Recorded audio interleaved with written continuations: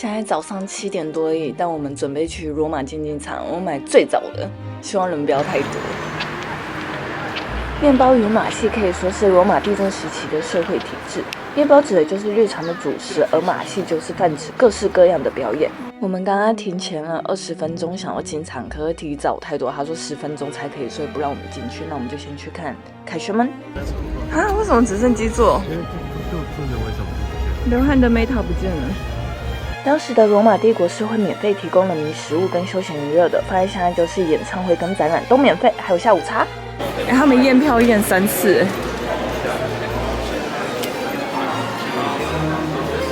建议大家如果有参考书的话，就不用另外再租借这个导览机了，因为真的很久。结果这个要排最久，那个十字架，他说这边杀戮太多，要立一个十字架。竞技场的建造耗时了10年之久，历经了2任皇帝，并于提图斯大帝统治年间竣工。原先的竞技场其实并不叫做 Colosseo， 而是叫做弗拉维斯竞技场。之所以后来更名，是因为拉丁文中 Colosseo 代表巨大的意思，而另一说则是因为暴君尼禄的巨像还在里面。大家都知道，斗兽场会因你不同的社经地位分有5个区域。那这种分级制度的话，是从奥古斯都大帝制定的。皇帝自己在东侧会有一个包厢，其余第1层是元老院使用，第2层是贵族，第3区是富人，第4区是平民，第5区也就是顶楼只有暂时，它是给妇女、奴隶、穷人使用。我小时候的时候还以为越高越有钱。巴黎画家休伯特·罗伯特的签名，以前的人跟现在的人一样，都很喜欢破坏公物。包厢的大理石碎片，然后那个是狗咬羚羊的图，然后这个是狮子，然后这个是羊角跟很丰饶的一些果实，这个是海豚，困惑。后面那个忘记是什么神。他们的栅栏非常厉害，分有很多种形式。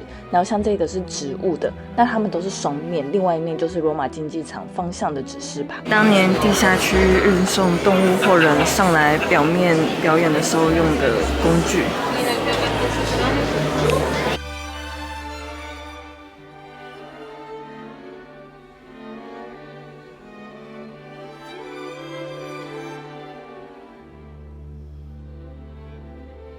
斗兽场像断掉的那一侧，就是佛朗基帕尼后来兴建的。他们曾一度想要把罗马竞技场改成这样，就是中间变成是教堂，但这个计划一直没有实施。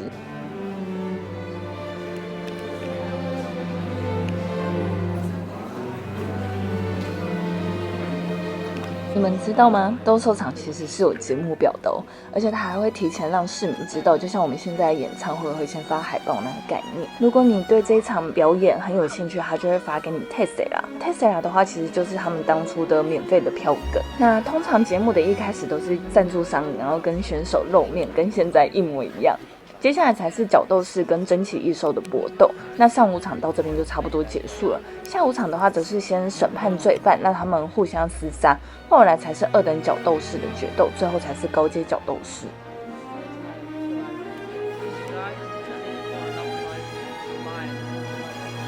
来的起降机。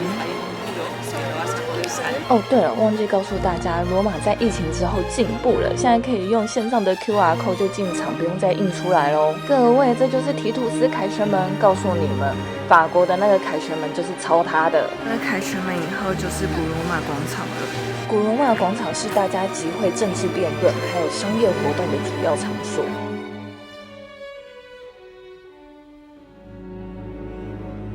这个是我最喜欢的神殿，它是罗马皇帝安东尼庇护献给他的亡妻福斯蒂娜的神殿。听说这个皇后很漂亮，但同时也非常花心。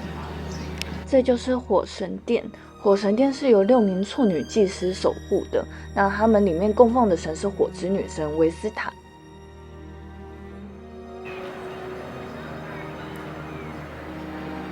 这就是罗马的帝国中心元老院，不同于其他国家的议事厅，元老院相对看起来非常的朴素。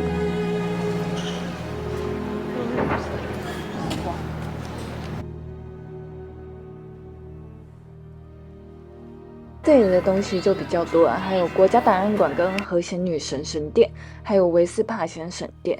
那国家档案馆的话，它现在被用来当做市政厅，但我们底下还看得到它保留以前的地基，当然上面的话就完全是新的。这里放的资料大多都是跟律法相关，还有一些国家的重大事件的记录。如果你有时间可以参观市政厅的话，你就可以在国家档案馆里面俯瞰整个古罗马广场哦。这就是与冥界相连、位于世界中心的罗马肚脐，好难画出它那个大平台的感觉。讲堂，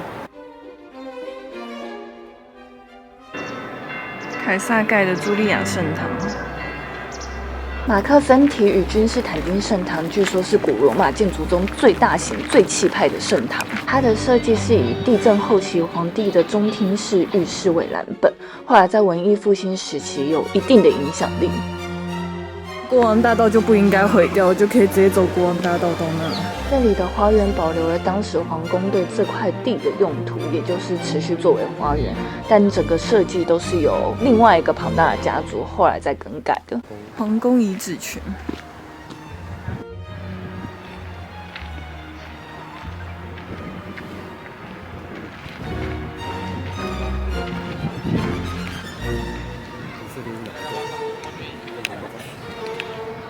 图拉真市场就在帝国议事广场的路上，这里总共有6层楼高，那最多可容纳150家商店，每层楼的用途都不一样，是不能乱串门子的哦。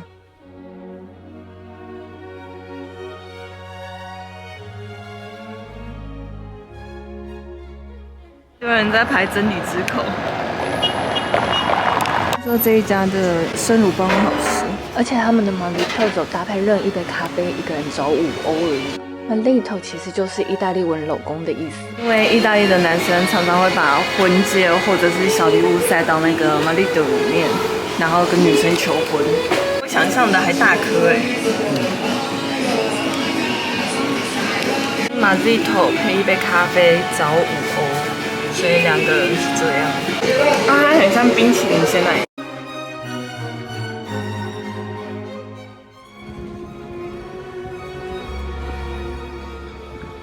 意大利有很多小巷子都这样子，很多树。